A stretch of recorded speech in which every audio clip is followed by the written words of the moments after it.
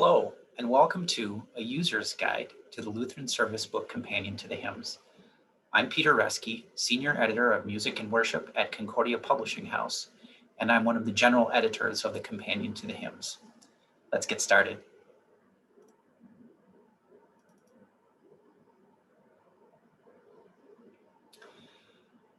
The Lutheran Service Book Hymnal came out in 2006, and its companion to the hymns came out in 2019. So I imagine you got your new companion recently and you unpackaged it, unwrapped it, has the slipcase with the 2 volumes, and you're looking at it and thinking, well, where do I start? Now, you, in that situation, you were somebody that we were thinking about at the very beginning. I mentioned that I'm one of the 3 general editors on the Companion to the Hymns, and my co-editors are Joseph Hurl and John Beaker. And very, very early on in the project, we were thinking about the different kind of readers and users that would be reading and using the book. In fact, we were thinking about the different kinds of readers and users all the way along during the research, during the writing, during the editing, and even during the layout and design and everything here at CPH. It was always an important consideration. And one of the things we considered at the very beginning was previous hymnal companions and handbooks. So here's a list of them, and if you want, you can pause it and write them down or take a screenshot or whatever if you're interested in hanging on to this information. But what you see here is a list that represents the companions or handbooks of important, significant American Lutheran hymnals of the 20th and 21st centuries, running from the Lutheran Hymnary, 1913, all the way through Christian Worship Supplement of 2008. If you're interested in finding these companions, most of them would be pretty easy to find. For example, Evangelical Lutheran Worship, Hymnal Companion to Evangelical Lutheran Worship, or Christian Worship, the Christian Worship Handbook. My point is that most of the time, the title of the hymnal appears somewhere in the title of the handbook or the companion. But that isn't always the case. And so I wanted to highlight 2 of these for you because I think they're important. And I think knowing about them and that their titles really don't give you any clue that they are companions to specific hymnals, having that information will be more helpful. So the first one I want to mention is called the Library of Christian Hymns. And despite this picture with only 2 volumes, the complete set is 3 volumes. And it was published between 1924 and 1928. And it is the companion to the hymns in the Lutheran Hymnary of 1913, the hymnal of the Norwegian Evangelical Lutheran Synod.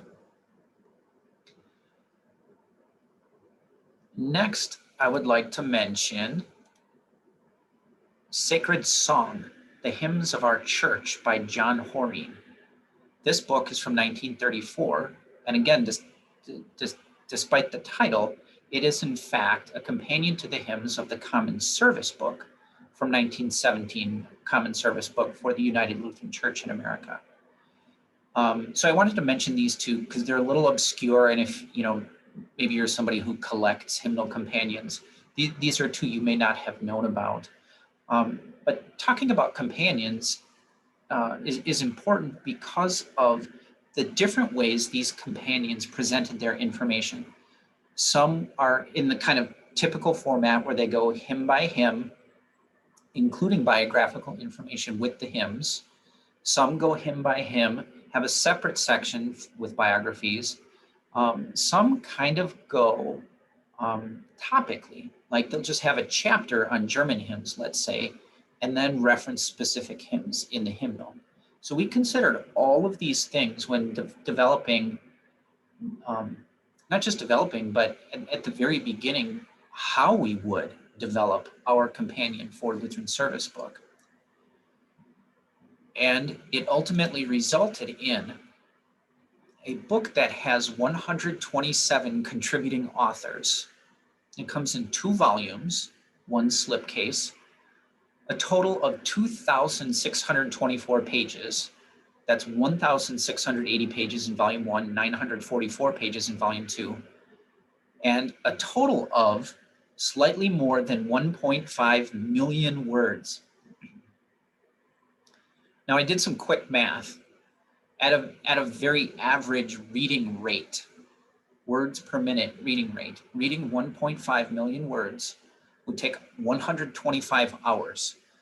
So if you sat down with the companion to the hymns and started reading it, and wanted to read it cover to cover, and then volume 2 cover to cover, without stopping, no sleeping, no eating, no stopping, the only thing you do is read, it would take you slightly more than 5 days straight. Are you overwhelmed? Maybe. So where do you start? Where do you start? Let's talk about the structure of the 2 volumes. Very simply, volume 1 has the hymns. It gives you information about the hymns, right in order, the same order as in Lutheran Service Book. So it starts with hymn 331 and goes all the way through to hymn 986 in order. That's basically what's in volume 1. Volume 2 has 3 main sections: essays, biographies, and indexes. And we'll talk about each of these sections as we go today. Now, you may guess that I would say, you have your new companion, you ask, where should you start? You might guess that I would say, well, start with hymn 331. It's the first Advent hymn, it's the first hymn in Lutheran Service Book, start right there. No, that's not what I'm going to suggest. You might guess that I would say start with the preface.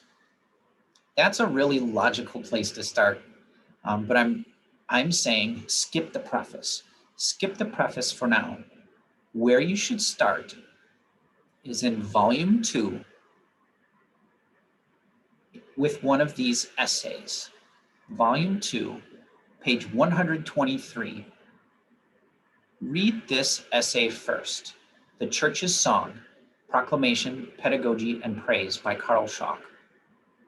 Now, one of the reasons I think you should read this essay first is because in a very early conception of the book, this essay was going to be first in the book.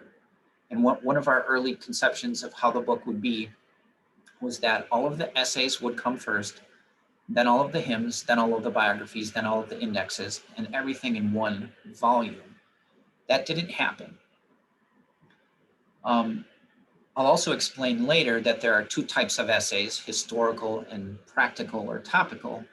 And the original plan was that the practical ones and the Church's Song, this essay, the first of those, was going to come first, and then the historical essays. But that changed. So now this essay is the middle essay of a handful in volume 2.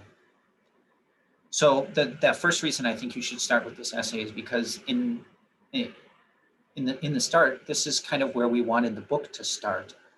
But more importantly, what Karl Schock does in this essay, in such a beautiful way, in a way that really only he can, is talks about why we write and sing hymns. He puts it, kind of in a historical context, moves it through time, but talks about the Lutheran theology of hymns. And I think it's a very important place to start. This is the reason we write hymns, we sing hymns. This is the reason we have a hymnal. This is the reason we have a hymnal companion. Okay, so now everyone's read that essay. Where do we go next? For the sake of today's video, I want to divide up the different types of readers, the different types of users of the book for this user's guide video into 4 groups: hymnologist, casual reader, educator, and musician. Now, pastors, you're probably saying, well, where's pastor on there? Pastor covers all of these. or service planner. Where's service planner? Where's choir director?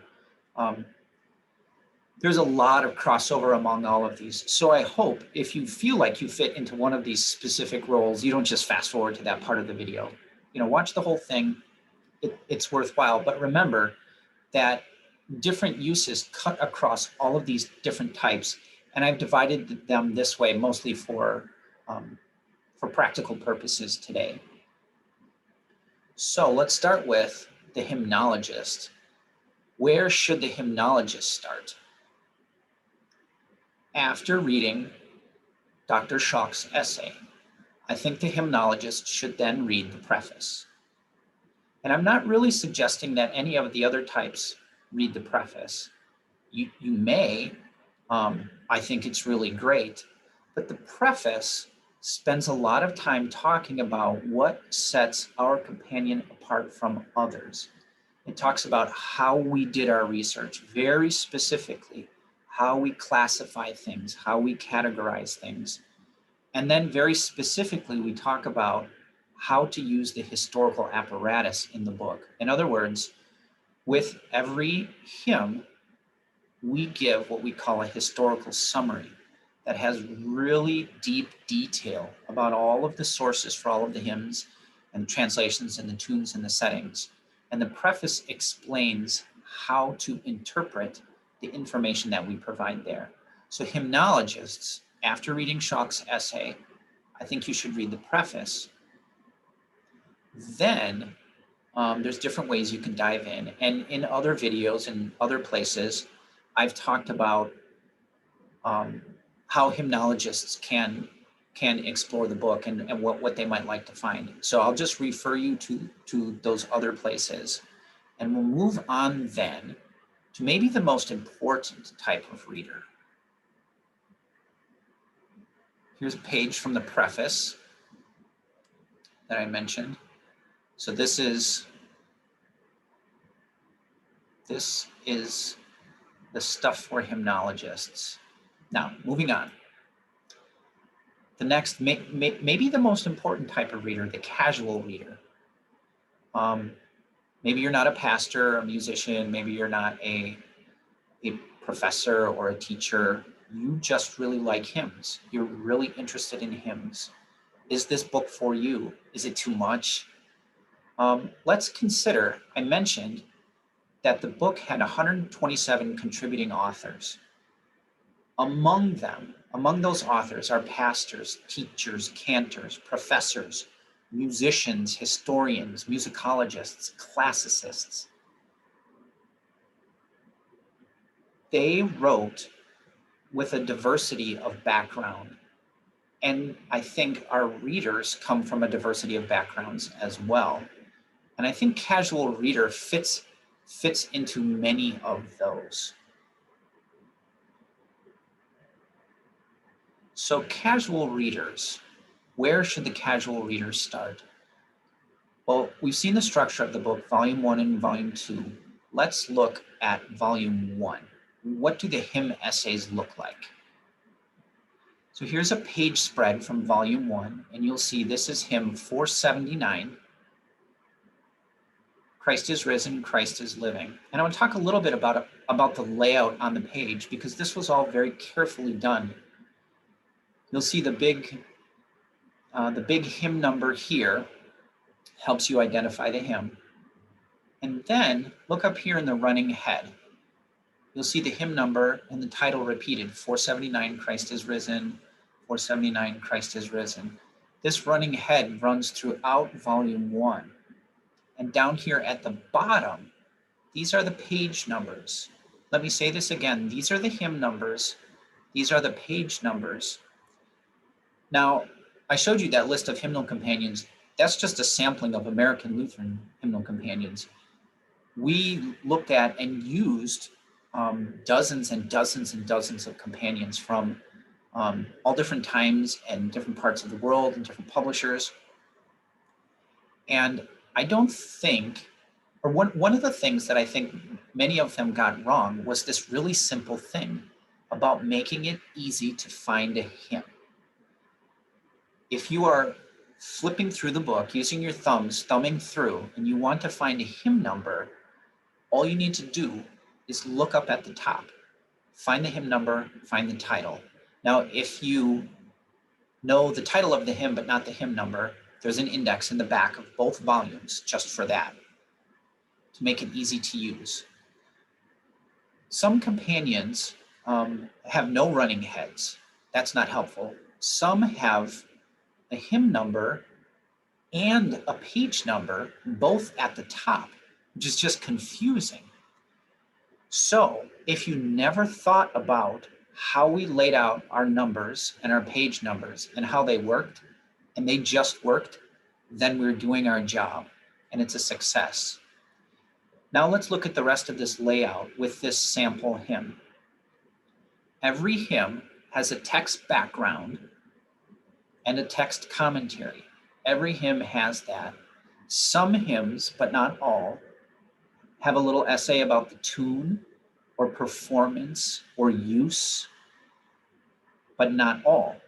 Not all have tune, not all have performance. Every hymn has a historical summary. And as I mentioned, the historical summary is the really detailed hymnological stuff. And if you're a casual reader and you aren't interested in that, if you find it distracting, you can just skip it, read past it. If you are a hymnologically inclined reader, go for it, dig in there. You'll even notice that the typeface in the text background, text commentary is a little larger than it is in the historical summary. Makes this a little more approachable, and it also allows us to cram in more information in the historical summary. Now, within the text background, the text commentary, and throughout the book, you may find words with this little circle in front of it. That little circle indicates that this word is defined in our glossary. The glossary is at the back of volume 2. So in this example, we're looking at the tune essay for the hymn, Arise and Shine in Splendor, and the tune is O Welt, ich muss dich lassen. And we see a little glossary dot on the word discantus. So you can flip to the glossary in volume 2 and find the entry there for cantus or discantus. Over in the D's under discantus, it says C cantus, and is defined as the highest voice part in a polyphonic composition, commonly called soprano today. Our glossary is pretty extensive, and of course, it's focused very much on hymnology kind of things. Don't forget that the Lutheran Service Book Pew Edition also has a glossary. So you see over here, this glossary on the right, this is the glossary that's tucked in the front matter of every Pew edition. Maybe you've overlooked it. It's on page Roman numeral 24. Between that glossary in the Pew edition and the glossary in the companion to the hymns, I think you have a complete, robust glossary of hymnological and worship kind of terms. Use them together. Don't forget that one in the Pew edition. Another thing you should be aware of in the companion to the hymns is our list of frequently cited sources. Now, one of the ways we were able to save space throughout the companion, and you may be wondering, oh, it's 2,600 pages. How much space did you save? Well, one of the ways we save space is by using these frequently cited sources citations, these little abbreviated citations. We put this list, the list of frequently cited sources, in the front of both volumes to make it really convenient. Whichever volume you're using, you may be going through and come to something and just need to be reminded what it is. There are enough of them that you would want to refer to it. So for example, if you're reading along and you see a reference to CDH, you can flip to the front of either volume and see that it points to, or it means, the Canterbury Dictionary of Hymnology. In the back of volume 2, we have full citations, all of the bibliographic info for all of these sources. Another thing to look for as the casual reader, these are just the kind of things everybody should know about the book. In volume 2, we have biographies, and all of the biographies for all of the authors, translators, composers, and arrangers appear together alphabetically. As I mentioned, some companions will have the biography in line with the hymn essay. So we're looking at Percy Dearmer's biography here. Let's say the first time a hymn by Percy Dearmer appears, they'll talk about his biography, and then in subsequent hymns by Dearmer, they'll just point back to that one. We chose to put all of the biographies together like an encyclopedia. This is the bulk of volume 2. Notice the heads, the running heads here as well.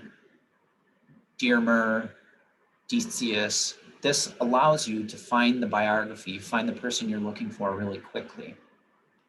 The other important thing to note about the biographies, I don't know how well it shows up on the screen here, but the name Ralph Vaughan Williams is in boldface. That boldface type tells you that Ralph Vaughan Williams has a biography in this book.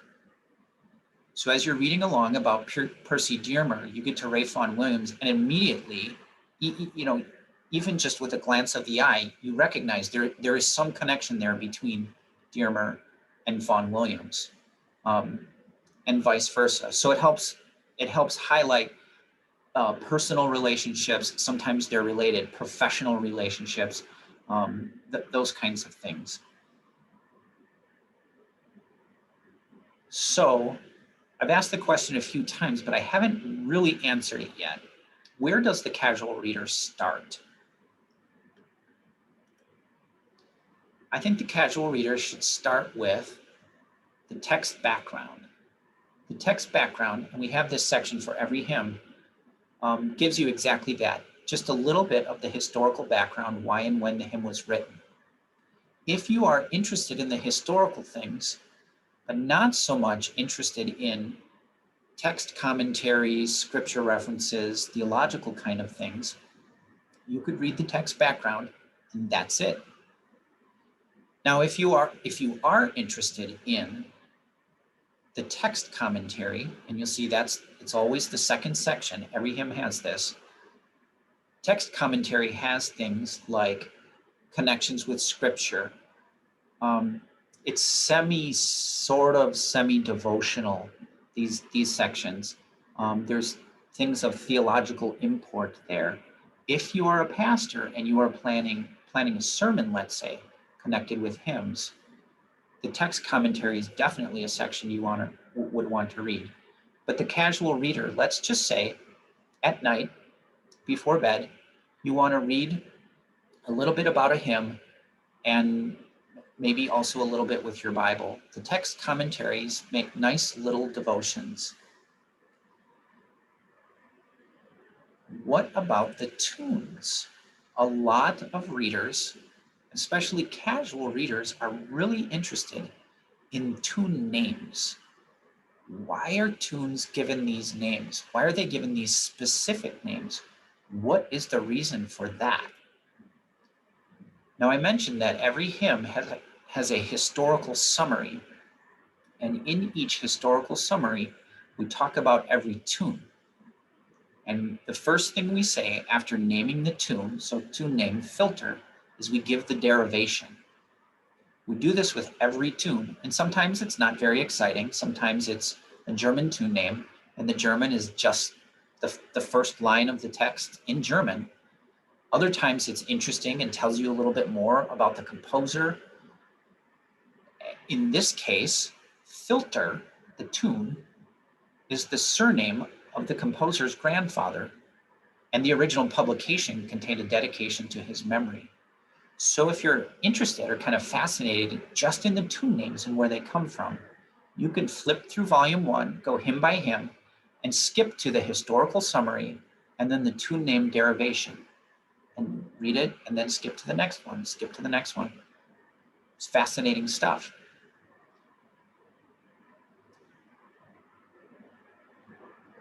Now I've asked it again, but I didn't really say where to start.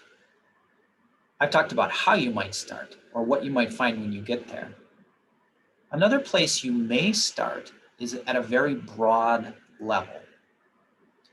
Now you recall volume 2 begins with essays, and that the first group of essays in volume 2, so this is basically page 1 in volume 2, are historical essays. And they chronologically and a little bit geographically walk through a survey of Christian hymnody with an emphasis on Lutheran hymns, of course. So if you want to start with a really broad overview, not digging down deep into specific hymns yet, but a broad overview, you could start with the early church and the Middle Ages, and then move on to the Reformation, and then Germany to the present, and continental Europe, work your way through hymns since 1960, and then a brief history of Missouri Synod hymnals, and ultimately the story of LSB. This is another place to start. Okay, but you say, I want to start with hymns.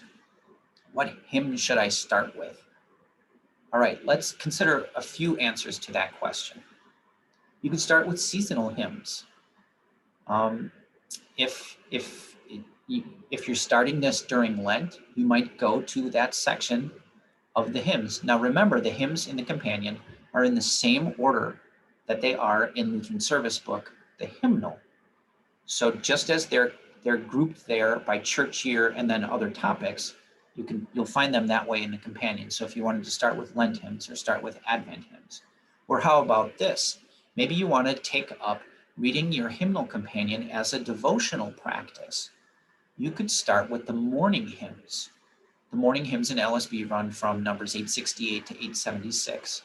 And you could take, as part of your morning devotion, you could take one hymn a day, read its information from the companion, read its text background, read its text commentary, and then sing the hymn. Or maybe choose one as a hymn of the week. And each morning, the first morning, maybe read the text background. The next morning, read the text commentary. Maybe the third morning, if you're really going for it, you could read part of the historical summary. But don't forget to read the hymn, to sing the hymn, to pray the hymn. And you could do exactly the same kind of thing with the evening hymns, maybe as part of your evening devotion. The evening hymns in LSB run numbers 877 to 891. What about the hymn of the day? Some churches offer in their bulletins each week a preview of what the next week's hymn of the day will be. Knowing what the hymn of the day will be, you could read about it in the week before, make it part of your devotion, sing the hymn, practice it, so that on Sunday you're prepared with that information and ready to sing that hymn. If you wanted to do it the other way, that's fine too. The other way being, you get a hymn, you learn what the hymn of the day is on Sunday, and then make that your hymn throughout the week, the following week. And of course, you don't have to wait for somebody to put it in the bulletin to know what the hymn of the day will be. The hymn of the day list is given in the hymn selection guide and in the Propers of the Day book. So what about this circumstance? What about you're singing a hymn and you think, boy, I really like this hymn. I'd like to know more about it. Okay, that's obvious. Just go to the companion, read it. What if you want to know more about the person who wrote the hymn? Easy, go to the biography. I think this is kind of a fun way of doing it. Let's say, for example, that you sing a hymn by Thomas Kelly, and you think, I want to know more about the other hymns by Thomas Kelly. What are those hymns? Yes, of course. You could go to the back of your pew edition. There's an index there. You can look up Thomas Kelly and see the hymn numbers. What you see here is a little screenshot of how we give the contributions of all of the people in the biographies. So this is how it appears in volume 2 under Thomas Kelly's biography. And you see that he contributed 4 texts. If he did translations, they would also be there. If he composed tunes, they would be there. If he wrote models, something that a later text is based on, those would be included. If he wrote settings, they would all be there. So the reason I suggest doing it this way, rather than just flipping to the index in the back of the Pew edition, is for a couple of reasons. One, we give more specific information here. So for example, 429, well, we say specifically stanzas 1 through 5 are by Thomas Kelly. And then the other specific information we give, and it's maybe kind of obvious, is that we give the first line of the hymn, which makes it already a little more useful, a little more quickly useful, unless you have all of the hymn numbers and all of the first lines memorized. So then by going to Kelly's biography, you can read about Kelly. You can see his contribution at a glance, whether it's one little thing or a couple pages of things. You can see what his contribution is, read his biography, and then go explore those other hymns. So those are the different ways I would suggest that the casual reader approach the book. Of course, there are others. You're certainly not limited to those. Let's consider the next type of reader. I'll just call that the educator. Now, certainly, there are things I've talked about already that the educator may use. An educator here could be anyone from a pre-K teacher up through college, seminary, graduate school, could be someone teaching a Bible class, could be Sunday school. All of these different circumstances, I think there are things that are valuable in the companion to the hymns. And so for the educators, what I suggest is that you explore the indexes. Now you'll recall the structure of volume 2 has essays, biographies, and indexes. The indexes run to more than 100 pages. The indexes alone could have been their own book. And we spent a lot of time and energy very carefully working through these indexes based on the information that we gleaned while doing the research on the hymns and the tunes. So let's say as an educator, you wanted to use something in a Bible class or in a religion class or a theology class. I think those kinds of things, finding those kinds of things in the companion should be pretty obvious. Let's say you have a class where you're talking about different denominations and you want to use something from the hymnal. Here's a little screenshot of our index of texts by religious confession. So we have classified every text writer in Lutheran Service Book by religious confession. If you're really interested into how we did that and how we drew this line here and put this person over there, that's laid out in the preface if you're really interested. But you can see here that we have them broken down into groups like ecumenical or Episcopal, Lutheran, there's a bunch, and then other more specific breakdowns of Lutheran Church Missouri Synod, quite a bit. So, for example, maybe you're teaching a class, you're talking about denominations, and you wanted to examine an example of an Episcopal hymn. You can look in this index and see the numbers of them here. Or you wanted to explore the different types of American Lutheran hymns, or Methodist hymn, or Presbyterian, that kind of thing. This index would be really great for that. All right, how about another example? You are teaching a history class, and you're just discussing different time periods. How about our index of texts and tunes by date of dissemination? I'll just give you a second to look at this.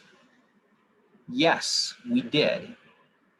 We classified every text and tune by its date of dissemination. And again, if you want to get into what does date of dissemination mean, you can read the preface. But what you end up with is kind of a chronological, by year, a chronological grouping of all of the hymns in Lutheran Service Book. So right here in the year circa 100, the text for 652, Father, we thank thee who hast planted, was written, making it the winner of the distinction of being the oldest non-biblical text in Lutheran Service Book. And this index carries forward all the way up through into the 21st century. And you see how we have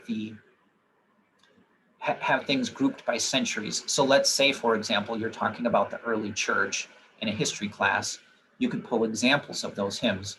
Or if you're talking about the 16th century or whatever, this index could be quite useful. How about another example? Let's say you're in a geography class, or maybe even a language class. How about our index of translated hymns? Here we've grouped all of the translated hymns in LSB by their original language. So starting with Amharic, Chinese, Czech/Slovak, Danish, goes on German. There's many German, many Latin.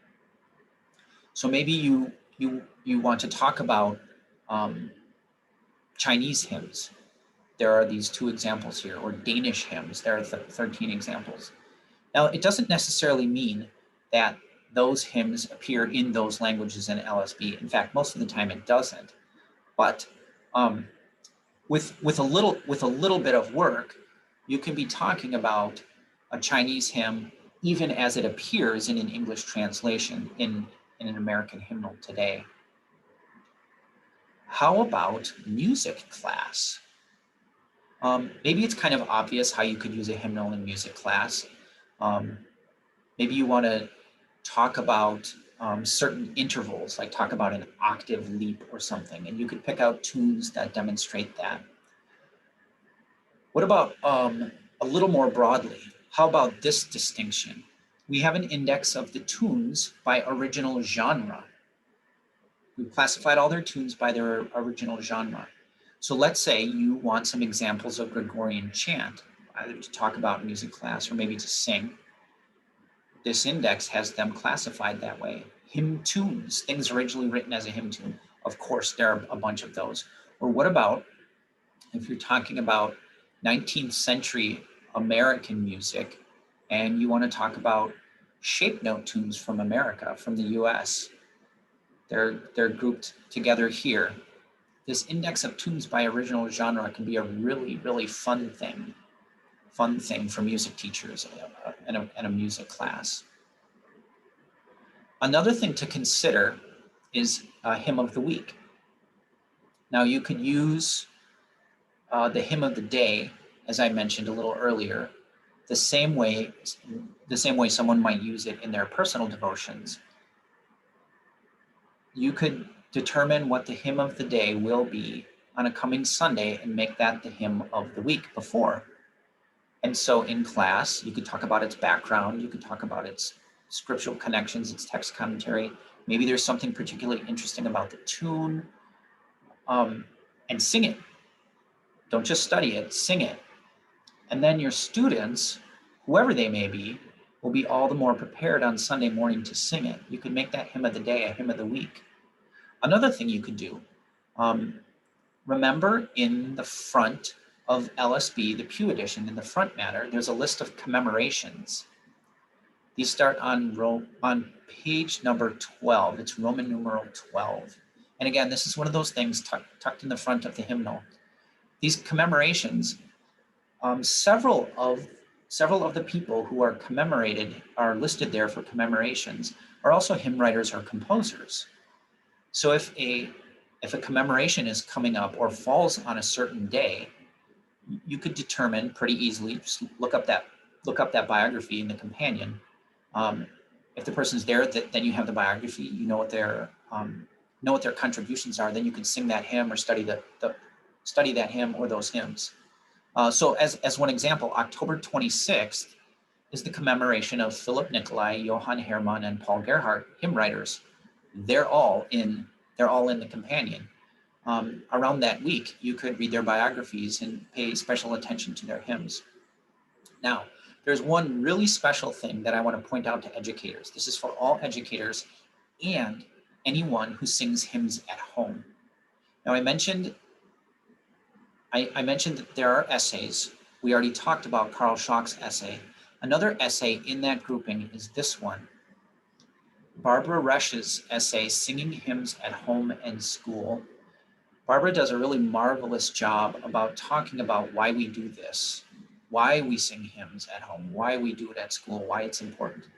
But she also gives really great practical advice on how to do it, how to go about singing hymns at home and singing hymns at school. And as part of her essay, she included this multi-page chart. And she calls this list the Core Lutheran Hymns for Children. And you can see it's a graded list of hymns that a student could learn starting in kindergarten and going through 8th grade. Let's take a look at this. I've just grabbed the Advent chunk, and you see under Advent, this is all Advent, it's broken down, kindergarten in grade 1, grades 2 and 3, 4 and 5, and 6, 7, 8. This same sequence of grades repeats with the major sections of the church year, and she continues out the chart. Advent, Christmas, Epiphany, Lent, Transfiguration, covers the entire church year in these groups, in these chunks, but also with the grades. So a chunk of the church year with the grades, a chunk of the church year with the grades. Then there's a chunk of other hymns. And then finally, some liturgical music. So not just hymns, but things that might be important for our students to be learning from the hymns and the liturgy. So let's look at this example for Advent. Kindergarten and grade 1, O Come, O Come, Emmanuel, stanza, or hymn 357, just the refrain. Now you'll note that some of the hymns are in bold. The bold indicates the essential core. If doing the full list is impractical, that essential core is where you should focus. Even if your students only did the bold hymns in kindergarten and first grade during Advent, or even did some of them, they're still getting a really good, carefully selected essential core. So again, let's take a look at this. O Come, Emmanuel, the refrain.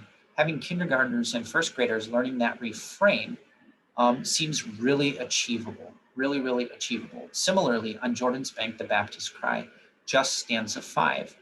And so how does that work? Maybe in chapel, the whole school is singing it, but the kindergartners and first graders really know that refrain or really know stanza 5. Or maybe in chapel, some of the upper grades sing the other stanzas, and the kindergartners and first graders sing the refrain or stanza 5. You get the idea. It's cumulative in that in kindergarten and first grade during Advent, they could be learning the refrain of O Come, Emmanuel. And by the time they're in 4th and 5th grade, they'll be learning all of the stanzas of O Come, Emmanuel.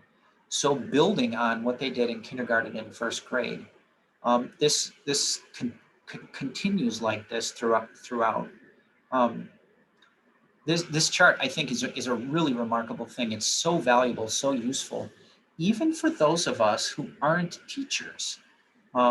Maybe you're just a parent and you want to know, what hymns should I be focusing on at home?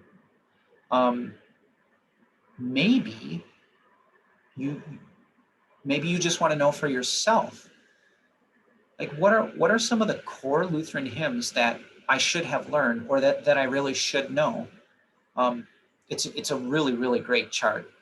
I especially encourage educators to come and look at this. It's in volume 2, but I think everyone should check it out.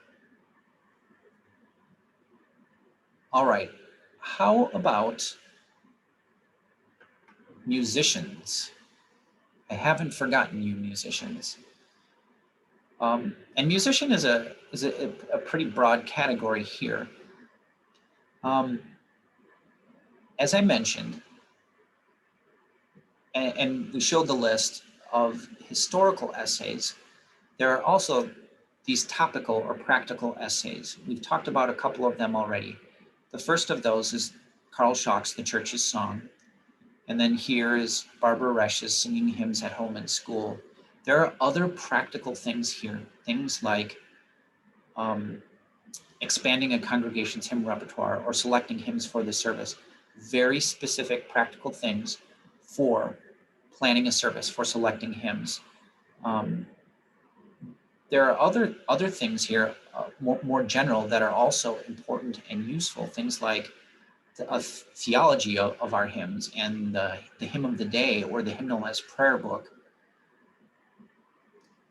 Musicians, I would encourage you, spend time with these essays. Now, I don't expect anyone to sit down, volume 1, page 1, and just start reading through the book, 1.5 million words, get all the way through. But these essays, you could definitely do that way. The historical essays, like I said, are kind of like their own little, not so little, survey of Christian hymnody. And these topical, practical essays are just that, kind of like how to do Christian hymnody, how to do Lutheran hymnody. So you could read those, just each one like a chapter, read it through. I recommend that. Now, I mentioned with every hymn, there's always a text background and a text commentary. Occasionally, there's information on the tune. Occasionally, there's also information on use. And this is aimed specifically at people who are planning the service. So this may be pastors, cantors, music directors. Let's look at some examples of use from the book. So the first of these is you'll find with the hymn "The Lamb," and the use example we have reminds you that stanza 1 refers to the sacrifice of Isaac in Genesis 22. This is one type of use information that you'll find with the hymns. We don't do this with every hymn. We don't make every connection. The hymn selection guide does this really well. But when there's a really an important connection worth highlighting, a connection to the lectionary, we do that. So this is one type of use that you'll see. A very common type of use that you'll see is pointing out when something is the hymn of the day. Another type, look at the day of resurrection. Here we remind the reader that although this hymn is taken from the Easter canon of John of Damascus, day of resurrection could refer to any Sunday. So don't just sing it on Easter Sunday or even during Eastertide. That hymn could show up other Sundays. So that's another example of the use information that we give. Another example here with India's Gladness. I like this one. I think it's interesting. We point out that when this hymn began to find its way into German hymnals, it was usually classified as a New Year's hymn. So that might be something you weren't aware of, and maybe planning a New Year's Eve or a New Year's Day service, you could bring out this hymn, and it would be keeping with tradition. So those are different kinds of use things that I think musicians, service planners would find helpful and interesting. Another thing we do in the book throughout the hymns is point out connections or cross references, maybe a way to describe it. Here's what I mean. If hymns share a tune, we don't give all the information on that tune twice or 3 times or 4 times. Instead, the first time you get to that tune, or I shouldn't say the first time, but the time we chose to treat that tune and talk about it, it will point to the other places, reminding you this tune is also used with these hymns, and vice versa. You'll get to something and it may just say, for information on this tune, go to this number. So we wanted to save space, yeah, but we also want to highlight those connections. Other kind of connections we highlight is when hymn text especially have connections that may be a little hidden, may not be known to as many people. So for example, we point out that the Latin hymn that begins Angularis Fundamentum actually shows up as two hymns in Lutheran Service Book.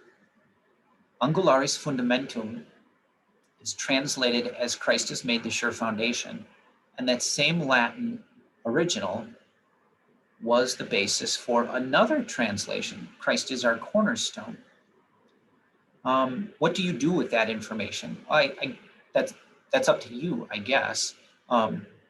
You could, if you're interested, you could just compare the two hymns, look at their two texts, see how they're similar, see how they're different, see what kind of themes the translators chose to draw out. You might note that 909 follows the meter of the Latin original, while 912 doesn't. In practical terms, for musicians, service planners, what do you do with this? You may say, knowing that these hymns are based on the same Latin original, I may definitely want to use them in the same service. Make a point of it, use both of them. Or you may say the opposite. Oh, they're based on the same thing, it's the same theme. Definitely don't want to use both of them in the same service. Or maybe you'll say, I want to use them in the same service, but I don't want them back to back. Like I don't want them being the two distribution hymns or something like that. Another thing that musicians may be interested in is anniversaries. So let's consider next year, the year 2021. We just do some basic math, and we know that the 100th anniversary of hymns written in 1921 would be 2021, and the 200th anniversary, 1821, and so on. So with this information, you could go back to that index of texts and tunes by date of dissemination that we talked about in the context of educators.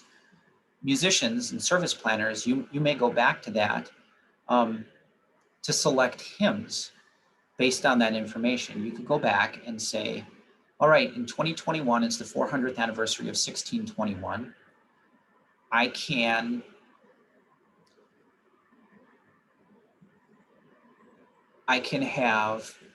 try to plan hymns during the year that were originally disseminated in 1621, for example. You can also do this with 50s and 75s, 150th anniversary, 175th, and so on. I'm not really suggesting that you select hymns this way. That there are probably better ways of selecting hymns for a service, but this general information throughout a year may be useful. It's useful for selecting hymns, but also for choral repertoire, or maybe the organ or piano music based on the hymns that you're choosing. Let's look at an index we haven't seen yet. This is the index of individuals by date of birth and death, and the individuals are everyone who has a biography in the book. So here you can see in 1621, so 2021 is the 400th anniversary of Neumark's birth and Michael Praetorius's death. So maybe in 1621, you say, or in 2021, the 400th anniversary of 1621, you say, let's have a hymn festival, and we'll focus on things by Neumark or Praetorius. One possibility. This index also has individuals organized by month and day. Now the case scenarios here are getting stranger and stranger, but let's say you wanted to plan something for July 1st, or I don't know, maybe you just want to know which hymn writer shares a birthday with you. But you could see that on July 1st, Black died, Chandler died, Daisley died, Dorsey was born, H. Olson died, and Catherine Winkworth died. So I don't know, maybe on July 1st, you can work in a translation by Catherine Winkworth or something. Like I said, the the use case scenario is a little stranger here, but it's really interesting and fun information nonetheless. A couple times I mentioned that with each hymn, there may be a tune essay. We didn't do tune essays with every hymn, and it's partly because often there isn't a whole lot to say about a tune. You can say when and where it was written and the derivation of the tune name. And we give that information in the historical summary. So there isn't always a tune essay. However, musicians, I would say it's worth your time to flip through the book, find when there is a tune essay, or if you have a group of hymns that you're looking at, spend time with the tune essays. They are interesting. Now, there's one more thing that's in the back of volume 2 with indexes. And this is what we call hymn performance suggestions. And this table runs for many, many pages. I'll give you a second to take this all in. I'll explain this here. Running across the top, this is the hymn number. PS is part singing. I'll explain that in a second. LSB, and then these three in comments. What we've done is assembled this information for every hymn in Lutheran Service Book. The hymn number, then part singing, and this part singing number goes from 0 to 3. And I understand this is kind of arbitrary, but we think it's interesting and maybe useful. If something gets a part singing score of 0, it means that that setting should not be sung in parts. It was not intended to be sung in parts. Maybe it can't be sung in parts. And then on the other end of the spectrum is a 3. This will work really well in parts, maybe with choir. And so you'll see in this example, just hymns 346 to 355, there are several 3s, 2, and a 1. That's PS, part singing. Now let's talk about these other 3. These are tempos, suggested tempos, as given in H 1982 is the accompaniment edition of the Episcopal Hymnal 1982, and that was published in 1985. That's right.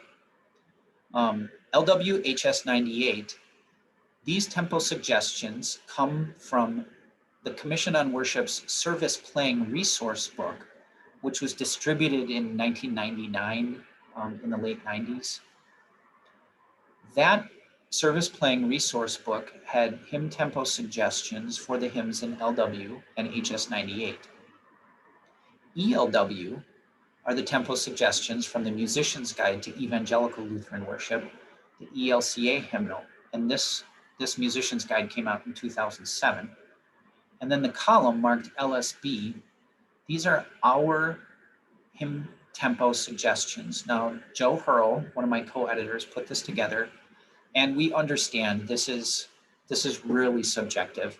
Tempos are very subjective, and it depends on a lot of things, like your instrument and your space, and how many people are in the space, all of those kinds of things. So this is just a suggestion. This is just kind of a point of reference. But when you compare it with other suggested tempos, it becomes interesting. You can sometimes see like changes over time between 1982, actually 1985, the late 90s, 2007, 2018, when we put this list together. Are hymn tempos changing? Are they slowing down? Are they speeding up? Now, just a cursory glance at it, not super scientific, I think that hymns are kind of speeding up a little bit. It's also interesting if you were to go through this list and look at hymns of similar origin. So if you go back to that index, go back to the index that has look at Anglican hymns versus Lutheran hymns. In general, is one faster or slower than the other? I would guess Anglican hymns probably run a little slower than Lutheran hymns. I don't know. But there's just another example of how you could use these hymn performance suggestions. The tempos are really interesting. Now, another important thing to point out here are the comments. Many of these comments appear with the hymns themselves in volume 1. And those comments there appear as performance suggestions right in the context of the hymn. But we pulled them together here, making this section, this index, I guess it kind of is, that's in the back of volume 2, really useful stuff for musicians pulled all together. So here's some different kinds of comments. There are different types. There are types kind of about the tempo. Like this one points out that this hymn, and this is 347, Comfort, Comfort Ye My People. The tune with it originated as a fairly lively French psalm. So it warns against taking it, don't take it too slow, don't take it too ponderously. Here's another type of comment, this one with the hymn, O Little Town of Bethlehem. We remind organists or pianists that at the end of the second phrase, stars go by, many congregations sing the dotted rhythm from the end of the fourth phrase. We just pointed out, and again, what you do with the information is up to you. Are you going to change how you play it to match what the congregation probably does? Are you going to really lay into it on the organ to try to get them to do it the way it is on the page? Who knows? Other kinds of comments we give in the performance suggestions. When it's available, when we found it, we include the tempo from the earliest source. This information is again given with each hymn in its historical summary, but we brought it together here so you can see, presumably, and this is hymn 400, Brightest and Best of the Stars of the Morning, the tune Morning Star. The editor, the publisher of the original source, set it at quarter equals 104. So how does that compare with how we're doing it, in this last quarter of the 20th century and into the 21st century? Pretty close. Quarter equals 104 would be half equals 52. So in general, we're doing it faster than was indicated then, except our LSB's suggestion is a little slower, so maybe a little closer. And then one other type of comment that I think is worth pointing out, and that's the composer's tempo. When we could, we contacted composers. We aimed for every living composer. We weren't able to reach them all, and asked him or asked her, what is your suggested tempo? And sometimes the tune was written for a choral setting, and that original publication had a tempo on it, and the composer told us, yes, that is the suggested tempo when it's being done in a choral setting. However, if a congregation is singing it, it should be like this instead. So for example, here we have hymn 369, Where Shepherds Lately Knelt.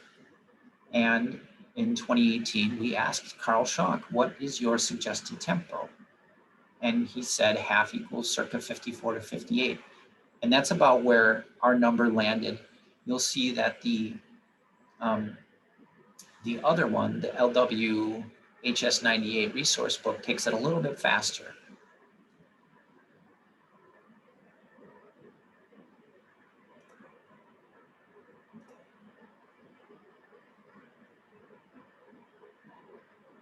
I hope throughout this video that you've seen that the book offers many different uses for many different types of readers. What we really wanted the book to be is a companion, not just a reference book. Now, don't get me wrong, it is an outstanding reference book. It's probably one of the best of its kind available as a reference book. But we want it to be a companion with the hymnal, that there's this kind of back and forth dialogue between the hymnal and the companion, and the companion and the hymnal. So if you're in your hymnal singing those hymns, that will send you on occasion to the companion, looking for more information maybe. And hopefully The companion will uncover new hymns for you that send you back to the hymnal to play and sing them.